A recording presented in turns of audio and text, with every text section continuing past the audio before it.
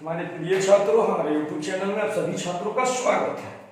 आज देखिए, आज के इस वीडियो में हम जितने भी हमारे एग्जाम में प्रतियोगी परीक्षा में पूछा जाता है सदिश राशि और अदिश राशि, आप अक्सर देखते होंगे कोई भी एग्जाम दीजिए, काफी अभी जो हम टॉपिक फिजिक्स में भौतिकी में लिखे हैं सदिश और अदिश, तो हर बार हमारे एग्जाम में पूछा जाता है निम्न में से कौन सी सदिश राशि है, निम्न में से कौन सी अदिश राशि है। हमारे कॉम्पिटिटिव एग्जाम में हर बार पूछा जाता है। तो सदिश और अदिश होता क्या है? सबसे पहले सदिश और अदिश, सदिश और अदिश होता क्या है? तो सबसे पहले देखिए मेरे प्यारे बच्चों, परिमाण और दिशा के आधार पर, परिमाण और दिशा, परिमाण और दिशा, परिमाण और दिशा यानी मैग्नीट्यूड और डायरेक्शन, परिमाण और दिशा के आधार पर किसी भी भौतिक राशि को दो भागों में बांटा गया है। यानी परिमाण और दिशा के आधार पर भौतिक राशि को दो भागों में बांटा गया, पहला सदिश और दूसरा अदिश। नाम से ही क्लियर हो गया, एक में सदिश मतलब दिशा के साथ और दूसरा अदिश जिसमें दिशा न हो, दो भागों में बांटा गया और दोनों भाग में पहला हो गया अदिश और दूसरा हो गया सदिश। तो सदिश और अदिश राशि में सबसे पहले जितने भी भौतिक राशि है, यानी भौतिक राशि को परिमाण और दिशा के आधार पर, परिमाण और दिशा के आधार पर दो भागों में बांटा गया, अदिश और सदिश। और हमारे एग्जाम में ये सब नहीं पूछता, ये सब बेसिक कॉन्सेप्ट है, समझना जरूरी है। हमारे एग्जाम में पूछता है, दे देगा निम्न में से कौन सी सदिश राशि है, चार ऑप्शन आप चुनिए, निम्न में से कौन सी अदिश राशि है। तो परिमाण और दिशा के आधार पर किसी भी भौतिक राशि को दो भागों में बांटा गया, अदिश और सदिश। तो अदिश राशि, अदिश राशि मतलब वैसा राशि जिसमें दिशा नहीं हो, केवल परिमाण हो, केवल परिमाण हो। और सदिश राशि मतलब दिशा और परिमाण दोनों हो। तो अदिश मतलब जिसमें दिशा न हो, नाम ही से क्लियर, अदिश बिना दिशा का, यानी जिसमें दिशा न हो अदिश और जिसमें दिशा हो सदिश। तो अदिश का परिभाषा हो जाएगा वैसी भौतिक राशि जिसमें परिमाण तो हो लेकिन दिशा नहीं हो, अदिश राशि कहलाता है। और सदिश राशि हो जाएगा कि वैसी भौतिक राशि जिसमें दिशा और परिमाण दोनों हो। अब देखिए अंतर कैसे, अगर हम आपको बोल दें कि आप 5 किलोमीटर जाइए, मान लीजिए हम आपको बोल दिए कि आप 5 किलोमीटर जाइए, किधर जाओगे आप? जब बोल दिए कि 5 किलोमीटर जाओ तो अब जाओगे किधर, पहले ये बताओ। तो आपका पहला प्रश्न होगा कि सर मैं किधर जाऊं? तो जब दिशा 5 किलोमीटर जाइए मींस की अदिश हो गया, और यही बोल दे 5 किलोमीटर पूरब जाइए, 5 किलोमीटर पश्चिम जाइए, 5 किलोमीटर उत्तर जाइए, तो सदिश। तो सबसे पहले देखिए अदिश राशि कौन कौन है। अदिश का परिभाषा क्लियर हो गया। हमारे एग्जाम में देखिए उतने सारे फॉर्मूले की जरूरत नहीं है, हमारे एग्जाम में जो पूछा जाता है, जितना अभी तक पिछले बार रेलवे ग्रुप डी और एनटीपीसी में जितना भी प्रश्न पूछा गया, क्योंकि सबसे डिफिकल्ट टाइप का प्रश्न हमारे रेलवे एनटीपीसी ने इस बार पूछा, तो उसको आधार मानते हुए हम हर एक प्रश्न को बनाते चलेंगे जिससे दिक्कत न हो। ठीक है, तो आइए सबसे पहले अब हम अदिश राशि के बारे में बढ़िया से समझाते हैं। अदिश राशि, तो अदिश राशि का परिभाषा सबसे पहले सुनिए। इसे व्यक्त करने के लिए सिर्फ परिमाण की आवश्यकता होती है, दिशा की आवश्यकता नहीं होती है। मतलब इसमें केवल मात्रा होगा, डायरेक्शन नहीं होगा। यह बीजगणितीय नियम का पालन करता है, यह बीजगणितीय नियम का पालन करता है, अर्थात इसे जोड़ा और घटाया जा सकता है। जैसे देखिए यह बीजगणितीय नियम हुआ क्या, जैसे अगर 3 मीटर और 2 मीटर जोड़ेंगे तो ये मेरा 5 मीटर होगा, न कि 4 मीटर होगा, न कि ये 3 मीटर होगा, न कि ये 2 मीटर होगा। तो बीजगणितीय नियम यही हुआ, जितना है उतना मानेंगे उतना होगा। तो यह बीजगणितीय नियम का पालन करता है, अर्थात इसे बीजगणितीय नियम से जोड़ा या घटाया जा सकता है। क्लियर है ना? तो पूछ देगा कि बीजगणितीय नियम का पालन कौन करता है, सदिश की अदिश, या दोनों में से कोई नहीं। क्या हिट करोगे? हिट कर देंगे अदिश राशि। तो अदिश राशि का परिभाषा हो गया, इसमें केवल परिमाण होता है, दिशा नहीं होता है, और ये बीजगणितीय नियम का पालन करता है। अब देखिए हमें है एग्जाम्पल्स में जितना भी अदिश राशि हमारे कॉम्पिटिटिव एग्जाम में पूछा गया है या जो भी है वो सारे हम यहाँ पे कुछ एग्जाम्पल में अदिश राशि लिख दे रहे हैं। इसके बाद से एक भी राशि आपसे नहीं पूछा जाएगा, ये मेरा गारंटी है। तो यहाँ पे जितना भी एग्जाम्पल लिख रहे हैं अदिश का, ये सब याद रखिएगा। दूरी, चाल, समय, अब कैसे अदिश राशि है ये आगे हम हर एक को क्लियर करते चलेंगे और समझाते चलेंगे। दूरी, समय, चाल, द्रव्यमान, शक्ति,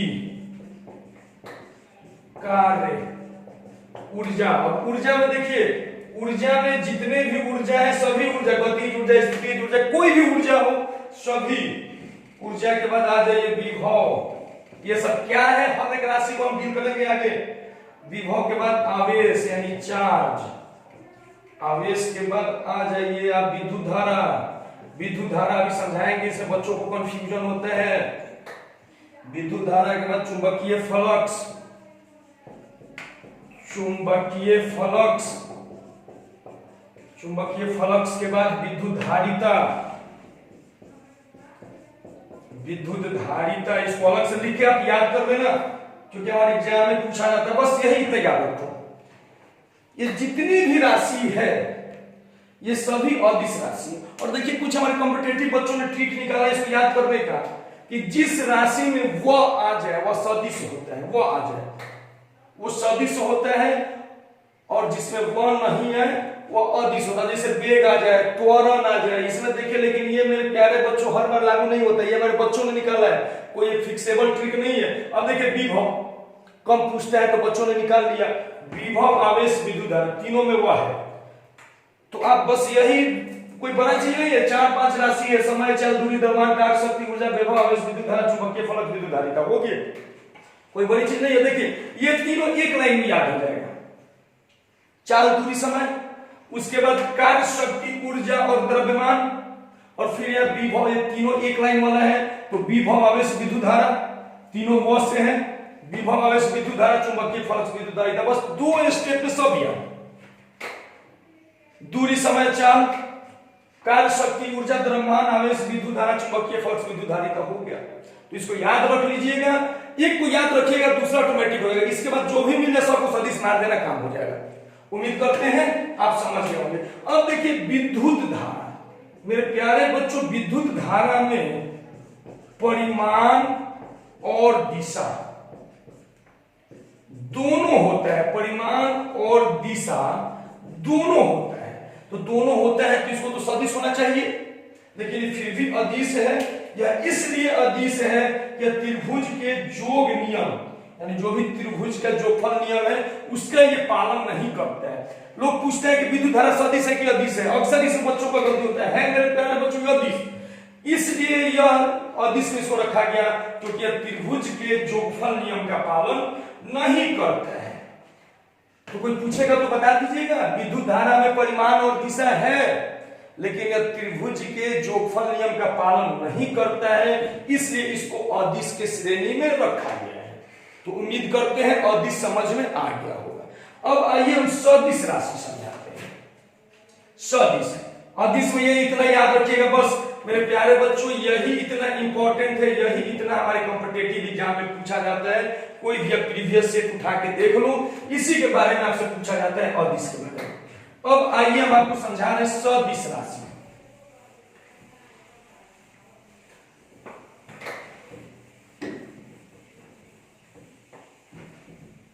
सदिश राशि,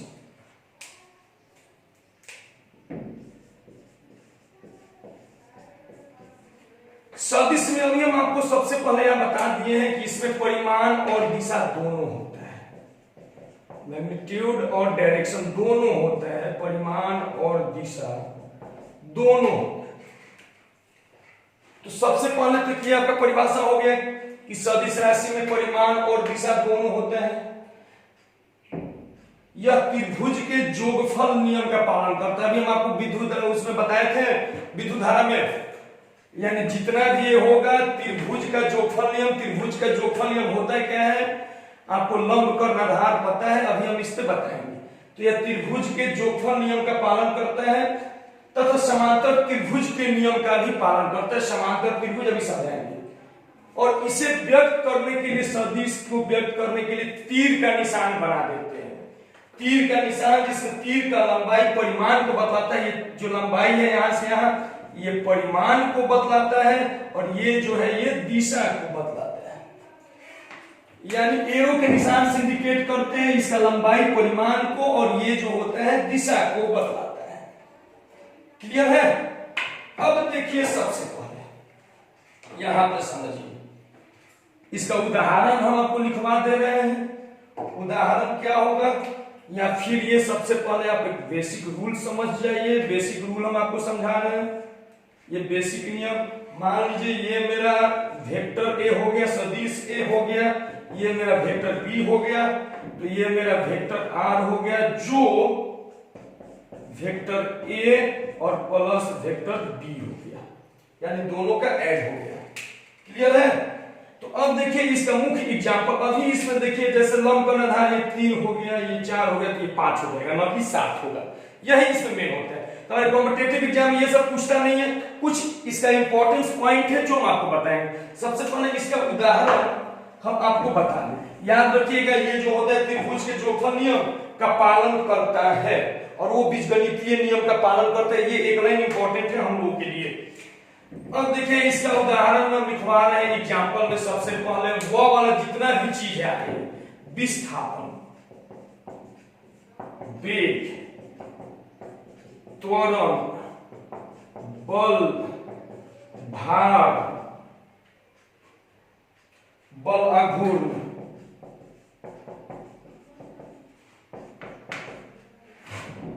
संवेग, आवेग, सब वो वाला इसमें आता है। संवेग, आवेग, धारा घनत्व, धारा घनत्व, धारा घनत्व हो गया, धारा घनत्व, चुंबकीय क्षेत्र, चुंबकीय क्षेत्र। अब देखिए यहाँ पे जो बल आघूर्ण लिखे हैं, तो चुंबकीय आघूर्ण भी यहाँ पे बल आघूर्ण दे, चुंबकीय आघूर्ण दोनों वही हो जाएगा। विद्युत तीव्रता, विद्युत तीव्रता, विद्युत तीव्रता के बाद त्वरण में आ जाइए। त्वरण में देखिए गुरुत्वीय त्वरण भी होता है। गुरुत्वीय त्वरण, संवेग में कोणीय संवेग भी होता है, कोणीय आवेग भी होता है, याद रखिए। मतलब यही इतना राशि आपको याद रखना है कि ये सब राशि जो होता है ये सब सदिश होता है। विस्थापन, वेग हो या कोणीय वेग हो, क्लियर है? त्वरण, ऐसे त्वरण हो या कोणीय त्वरण हो, बल, भार, बल आघूर्ण, संवेग, आवेग, धारा घनत्व, चुंबकीय क्षेत्र, विद्युत तीव्रता, ये सारे जो राशि होते हैं ये सब सदिश राशि होते हैं। क्लियर है? अब इसके बाद आइए कुछ इससे इंपॉर्टेंट पॉइंट है वो हम आपको बता रहे हैं। पहला पॉइंट जो आपको याद रखना है, हमारे एग्जाम में इधर पूछा है। क्लियर है? ये जो हमारा फिजिक्स का वीडियो है ये केवल कॉम्पिटिटिव छात्रों के लिए, जो छात्र प्रतियोगी परीक्षाओं की तैयारी कर रहे हैं, एसएससी हो, रेलवे हो, बैंक हो, एयरफोर्स, नेवी, इसी सब के लिए ये वीडियो स्पेशली है। अब देखिए सबसे पहला पॉइंट याद रखिएगा कि समान जाति वाले सदिश को जोड़ा या घटाया जा सकता है। समान जाति वाले सदिश को जोड़ा या घटाया जा सकता है। ठीक है? यानी इसको लिख दे, आप लिख लेना, समान जाति के सदिश या अदिश को जोड़ा या घटाया जा सकता है। जैसे मान लीजिए अगर बल हो तो इसको जोड़ घटा सकते हैं बल में, और रिजल्ट इसका बल में। जैसे 5 न्यूटन और 5 न्यूटन हो, बल हो गया 5 न्यूटन, और ये भी हो गया 5 न्यूटन, तो ये मेरा 10 न्यूटन हो जाएगा। मान लीजिए 5 न्यूटन और -5 न्यूटन, तो एक भी न्यूटन नहीं। लेकिन मेरे प्यारे बच्चों, अगर बल हो और वेग हो तो इसको ना तो हम जोड़ सकते हैं और ना ही घटा सकते हैं। तो एक जैसे सदिश को जोड़ा या घटाया जा सकता है, अलग अलग सदिश को जोड़ा और नहीं घटाया जा सकता है। अगला टर्म एक याद रखिएगा, इसके बाद आप कॉपी पे नोट्स बनाते चलिएगा। सदिश का योग जो होता है, सदिशों का योग क्रम विनिमय नियम का पालन करता है, मतलब उसका जगह इधर से उधर चेंज हो सकता है।